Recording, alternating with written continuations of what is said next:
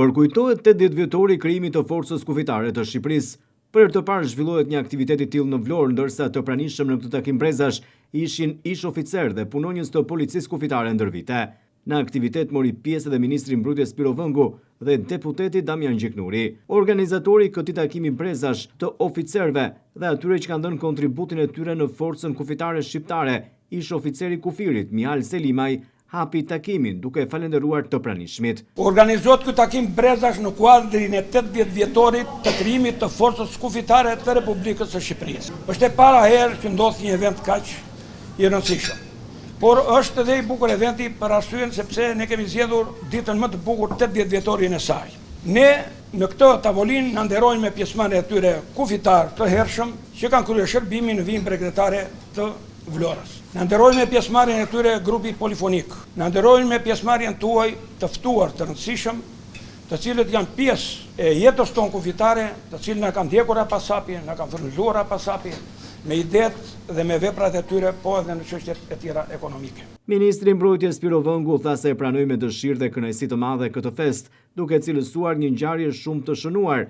Vëngu tha se qeveria shqiptare shpreh mirënjohjen për kontributin që kanë dhënë ish oficerët e Forcës Kufitare, por gjithashtu sipas ministrit do të mbështesë në vime dhe familjarët e tyre. Është realisht një kënaqësi, e pranova me shumë dëshirë dhe kënaqësi ftesën e Mihalit. Që është e vërteta, këto data përkojnë me një sër përvjetorësh, dhe kishim përvjetorin e Forcës Ajrore, po Forca Kufitare është dhe më e vjetër. E filluat më përpara ju dhe ç'është e vërteta në të gjithë curinë e shtetë ndërtimit ton ka qenë padyshim një forcë e veçantë dhe një rëndësie të veçantë. Sot në momentin ku e gjithë ekonomia blu në fakt, me turizmin, me zhvillimin e aktivitetit peshkimit, me zhvillimin e turizmit detar, gjithë operatorëve ekonomik veçanërisht në Vlorë, curia e ligjzbatimit në det është padyshim shumë e rëndësishme dhe ju këtë gjë e kuptoni dhe një të parët që ta kuptoni. Ne po përpiqemi ç'është e vërteta që të krijojmë një sintoni mes enteve ligjzbatuese. Forca detare padyshim ka një rol të posaçëm, por edhe kapiteneria e porteve, edhe të gjitha forcat e angazhuara, antikontrabanda e doganës, qendra e ndërveprimit detar. Dhe padyshim sa herë ne përpiqemi të rekrutojmë njerëz në funksione ligjzbatuese, ata që kanë dalë nga radhët tuaja dhe nga detyrat tuaja janë padyshim adresa e parë. Unë jam shumë mirënjohës për gjithë kontributin shumë vjeçar që keni në forcë dhe po ashtu uroj që në takimet të tilla, përveç kënaqësisë të takuar me njëri tjetrit, të mund të kemi dhe tryeza ku mund edhe të shprehim dëshira që mund të keni, sugjerime që mund të keni, që lidhen me statusin tuaj, që lidhen me mbështetjen që shteti mund t'i ofrojë familjeve tuaja. Edhe deputeti Damian Gjiknuri u ka shprehur mirënjohjen për kontributin që kanë dhënë për vendin ish oficerëve dhe punonjësve të tjerë të forcave kufitare të Shqipërisë. Ai tha se ata punuan në kushte shumë të vështira në kufi.